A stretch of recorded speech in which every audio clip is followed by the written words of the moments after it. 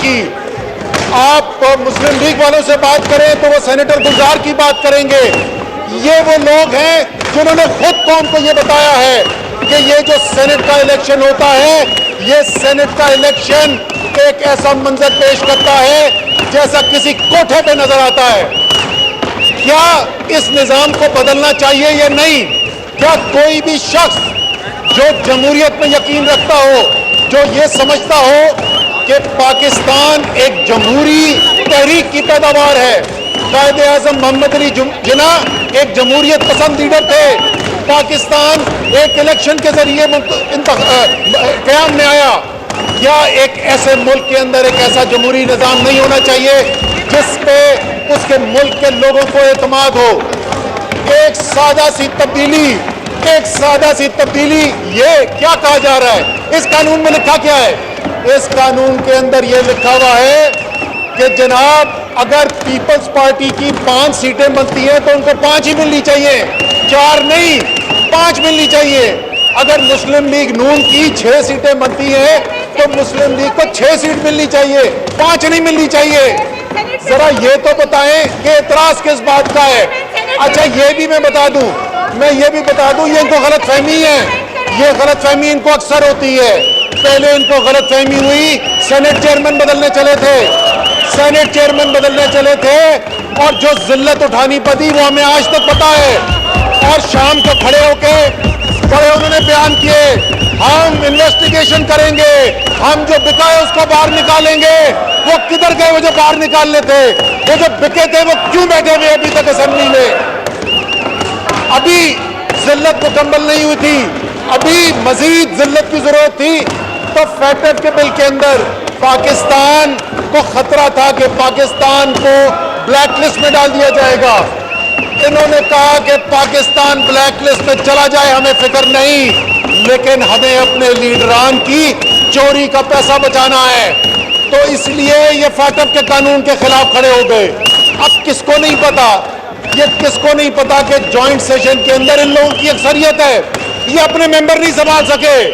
ہم تو جو کہہ رہے وہ تو ان کے بھی بھلے کی بات ہے, وہ جمہوریت کا بھی تقاضا ہے, وہ انصاف کا بھی تقاضا ہے, وہ سچائی کا بھی تقاضا ہے, وہ ہمارے دین کے احکامات کے بھی وہ برابر ہے.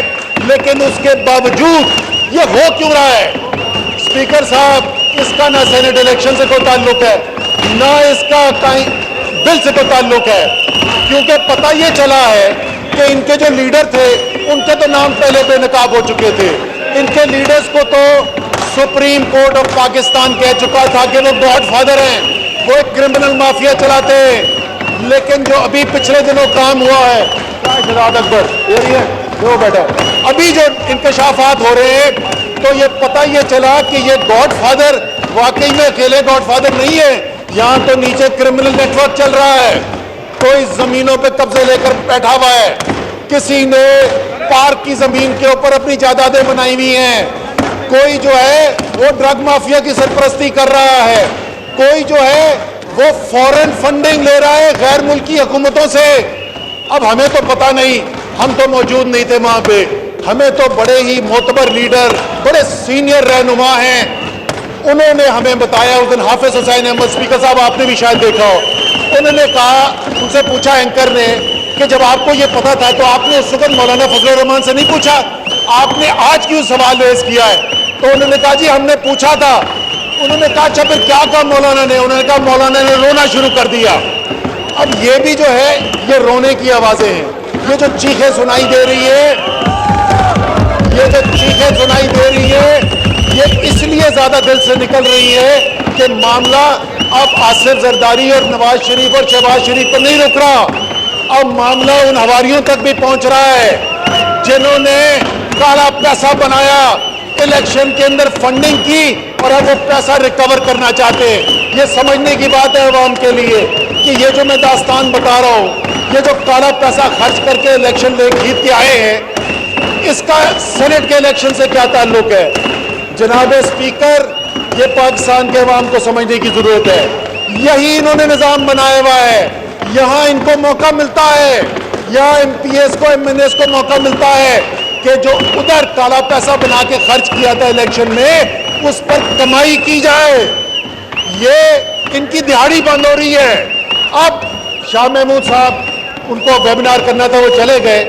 अब शाह साहब को ये बात पर्सनली नहीं लेनी चाहिए, ये कोई शाह साहब के खिलाफ थोड़ी बात कर रहे हैं, लेकिन आप एक कानून लेके आए जिसमें लोगों की एमपीएस एमएनएस की दिहाड़ी बंद कर दें, जिसमें बकरा मंडी लगनी बंद कर दें, जिसमें जो कीमत लगती है वो कीमत लगनी बंद कर दें, तो बेचारों का गुजर बसर कैसे होगा?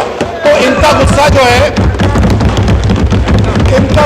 है समझ में आता है। अच्छा, अब इनके लीडरान के ऊपर आ जाए। उनके साथ मसला ये है कि उनको सियासत करने का तरीका ही एक आता है।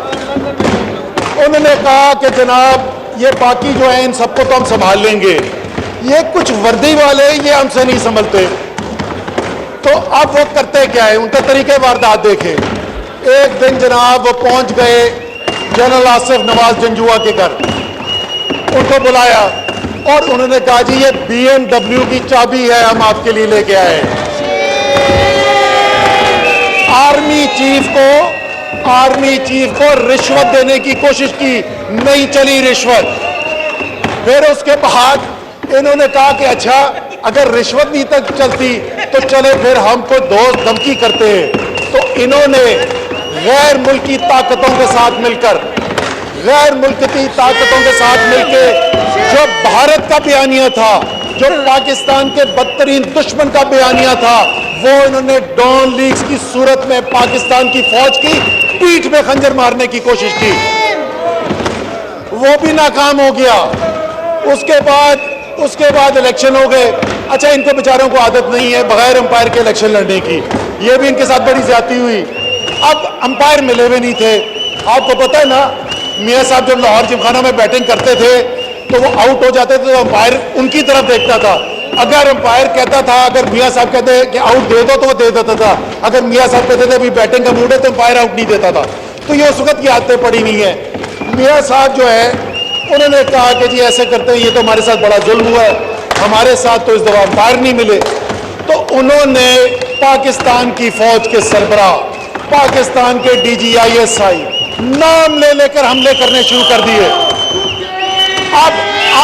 अब इन लोगों के ऊपर जुल्म देखें, अब इन लोगों के ऊपर आपको लूजर कहने की जरूरत नहीं है, उनको पता है कि वो लूजर है, आपको बोलने की जरूरत नहीं।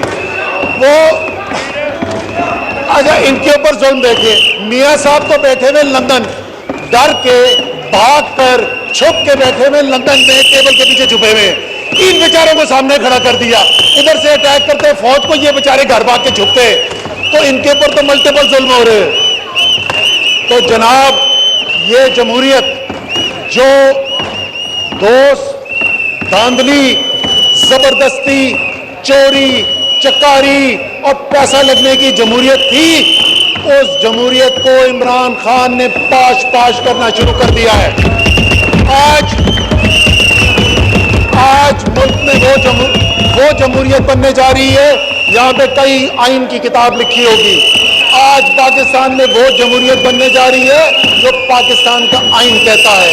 वो जमहूरियत जिसमें गरीब तरीन पाकिस्तानियों के लिए 3 माह के अरसे के अंदर 200 अरब रुपए से ज्यादा एहसास का पैसा बांटा जाए, जिसके अंदर इलेक्शन बकरा मंडी ना हो, जो अवाम ने जिसको वोट दिया है उसी वोट की बिना पर वो इलेक्ट होकर आगे आए, वही नुमाइंदे चुने जाए।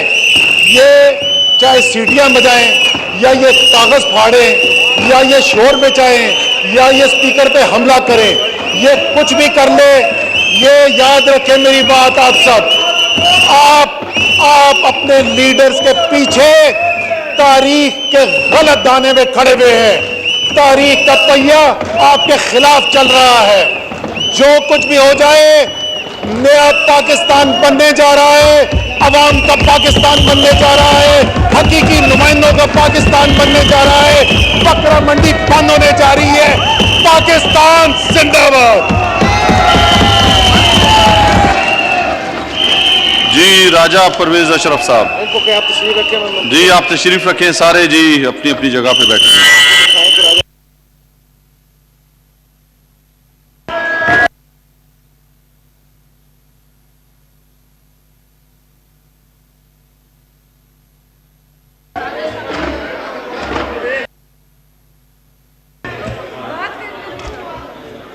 जनाब स्पीकर, शुक्रिया। मैं सिर्फ ये अर्ज करना चाह रहा था